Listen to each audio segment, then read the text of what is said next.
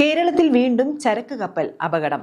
കൊളംബോയിൽ നിന്ന് മുംബൈയിലേക്ക് ചരക്കുമായി പോകുന്ന വാൻഹായ് 503 എന്ന കപ്പലാണ് അപകടത്തിൽപ്പെട്ടത്.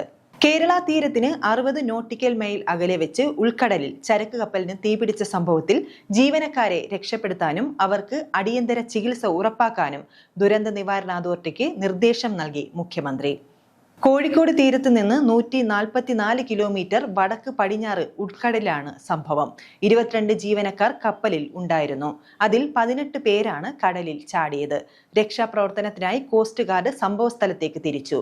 INS സൂറത്തും INS ഗരുഡയും രക്ഷാ ദൗത്യത്തിൽ പങ്കാളിയാവും. നിലവിൽ കടലിൽ ചാടിയ 18 പേരും രക്ഷാ ബോട്ടുകളിൽ ഉണ്ടെന്നാണ് വിവരം.